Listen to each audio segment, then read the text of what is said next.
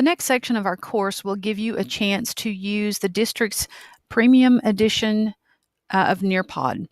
This means that we have paid for you to have access to all of the ready-made lessons in the Nearpod store. For this activity, you are going to be building your own. And we'll talk a little bit more about those requirements with the next slide. It's important to remember that once you navigate to nearpod.com and click the sign in button, that you log in with Google. That's the only way you're going to get access to the premium subscription that was paid for by the district that has complete access to all of the premium features. So nearpod.com, and be sure you log in with Google. Your task once you get logged into Nearpod is going to be to create a student-paced lesson, not a live lesson that can be done as a whole class. This one will be delivered via join code. You're going to turn that join code in to Google Classroom, and the details about how to do that are on this slide as well. You will rely on the tutorials that are included in Nearpod for help if you've not ever used Nearpod or you've not used any of the features that are going to be required for this task. There is also a full YouTube channel devoted to Nearpod training that you have access to, so feel free to look at those resources if you have questions or if you need help with any of the things required.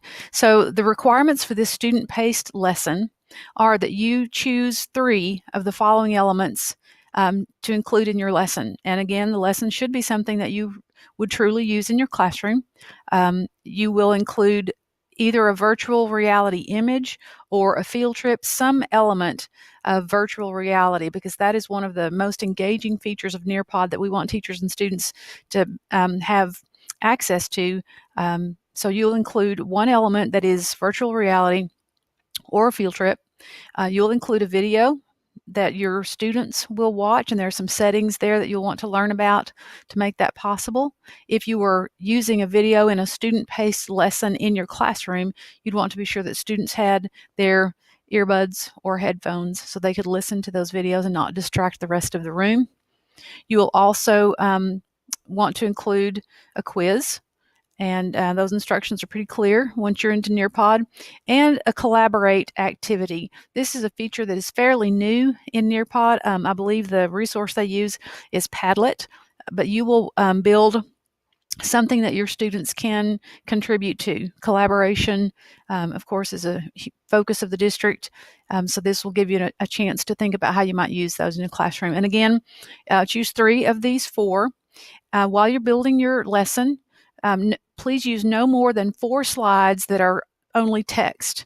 And I'm thinking about bulleted lists and PowerPoint slides with text that students kind of bog down with.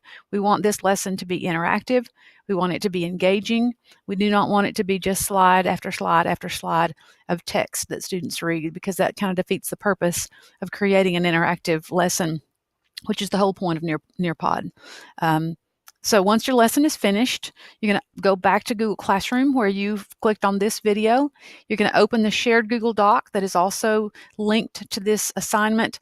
And when you open that Google Doc, there's a table there where you will type your name, type this subject area that you teach, and you will give us the join code for this lesson so we can experience your student-paced Nearpod lesson. Again, the YouTube channel of resources is probably going to be your best friend. There are some also awesome helps inside Nearpod to get you on your way.